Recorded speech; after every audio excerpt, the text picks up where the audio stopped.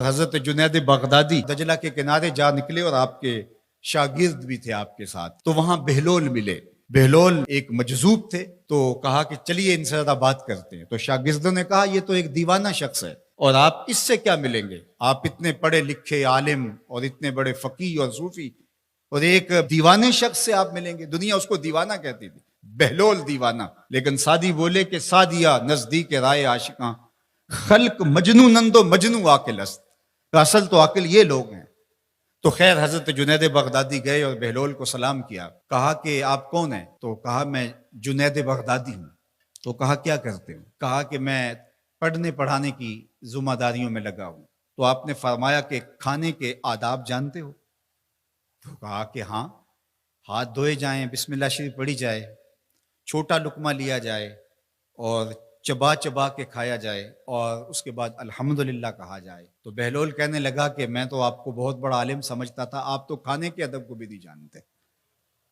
اور اپنا کپڑا اٹھایا، جھاڑا اور ایک جانب چل دیے۔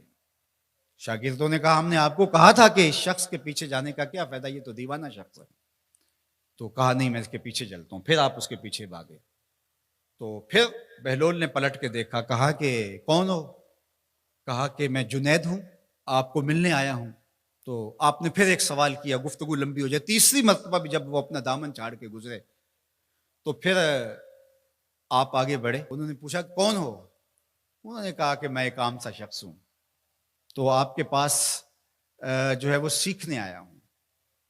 تو کہا کہ میں نے تم سے پوچھا تھا کہ کھانے کے آداب کیا ہیں، تو تم نے یہ بتایا تھا۔ کہا جی میں نے تو یہی پڑھا ہے اور میں نے یہی بتایا ہے۔ تو کہا کھانے کا سب سے پہلا ادب یہ ہے کہ لقمہ حلال کا ہو، باقی لقمے چھوٹے چھوٹے توڑ کے کھائے یا چبا چبا کے کھائے یا جو ہے وہ پانی پہلے پیے یا بعد میں پیے، کہا یہ باتیں بات کی ہے۔ سب سے پہلا ادب کھانے کا یہ ہے کہ لقمہ طیب ہو، لقمہ طاہر ہو، لقمہ پاکیزہ ہو۔ اللہ اکبر۔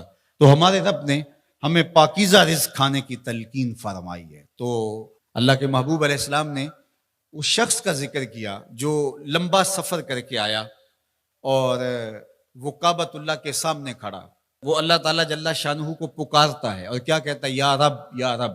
اشعث اغبر، اس کے بال بکھرے ہوئے ہیں اور اس کا لباس پھٹا ہوا ہے، پتہ گندہ سی حالت ہے، اور اللہ کے گھر کے سامنے کھڑا ہے، لمبے لمبے ہاتھ کر کے دعا مانگ رہا ہے، یا رب اے میرے اللہ اے میرے اللہ۔ لیکن فرمایا وَمَطْعَمُهُ حَرَامٌ وَمَشْرَبُهُ حَرَامٌ وَمَلْبَسُهُ حَرَامٌ وَغُذِّيَ بِالْحَرَامِ فَأَنَّىٰ يُسْتَجَابُ لِذَٰلِكَ۔ فرمایا کہ اس نے جو کھایا ہے وہ حرام کا ہے، اس نے جو پیا ہے وہ حرام کا ہے، اس نے جو لباس پہنا ہے وہ حرام کا ہے۔ فرمایا اس کو جو غذا دی گئی ہے وہ غذا حرام کے مال سے اسے حاصل ہوئی تھی۔ فرمایا فَأَنَّىٰ يُسْتَجَابُ لِذَٰلِكَ۔ فرمایا مجھے بتاؤ کہ اس کی دعائیں کیسے قبول ہوں گی؟ وہ کعبۃ اللہ کے پردے کو تھام کے کھڑا ہے، ملتزم سے لپٹ کے رو رہا ہے، وہ حتیم میں کھڑا ہے، وہ کعبہ کے اندر بھی چلا گیا، کعبہ کی چھت پہ سقف بیت اللہ پہ بھی کھڑا ہے، مطاف میں کھڑا ہے، وہ حجر اسود کے ساتھ لپٹ کے دعائیں مانگ رہا ہے، مقام ابراہیم کے پاس کھڑا ہو کے دعائیں مانگ رہا ہے۔ یمد یدہ، اس کے ہاتھ لمبے لمبے ہیں، یا رب کے کلمات اس کی زبان پہ ہیں، اور اشعث اغبر، غبار آلودہ بکھرے ہوئے اس کے بال ہیں، اور حالت پراگندہ ہے کہ کسی کو گزرتے ہوئے بھی ترس آ جائے، اور اللہ کے گھر میں کھڑا ہے تو وہ کیوں نہیں معاف کرے گا؟ لیکن فرمایا مطعمہ حرام ومشربہ حرام وملبسہ حرام وغذی بالحرام، اس کا کھانا پینا لباس اور غذا حرام کی تھی۔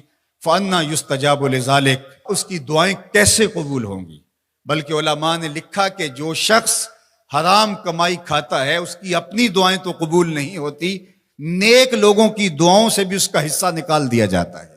جب اللہ کے بندے اولیاء کاملین دعائیں مانگتے ہیں اور وہ پوری امت کے لیے، پوری قوم کے لیے مانگ رہے ہوتے ہیں، لیکن اس شخص کا حصہ نکال دیا جاتا ہے جس کا رزق پاکیزہ نہیں ہے۔ اس لیے رزق کی پاکیزگی یہ بہت اہم ہے۔ رومی علیہ الرحمہ فرماتے ہیں کہ اگر تمہارا رزق پاک ہوگا، تمہارا رزق ستھرا ہوگا، تمہارے سینے میں معرفت کا نور پیدا ہوگا، اور اگر تمہارے سینے میں غل، غش اور حسد، بغض، کینہ اور نفرتیں پیدا ہو رہی ہیں تو پھر تم غور کرو کہ تمہارے رزق میں کوئی مسئلہ ہے۔ تم کھاتے ہو، اس کے نتیجے کے اندر حسد پیدا ہو رہا ہے، بغض پیدا ہو رہا ہے، نفرت، سستی اور کاہلی اور عبادت سے دوری پیدا ہو رہی ہے۔ جو رزق حلال ہے وہ عبادت کے لیے تقویت پیدا کرتا ہے، وہ تمہیں سچائی کی زندگی گزارنے کی طرف راغب کرتا ہے۔ تو اہم ترین چیز جو ہے وہ رزق کی پاکیزگی ہے،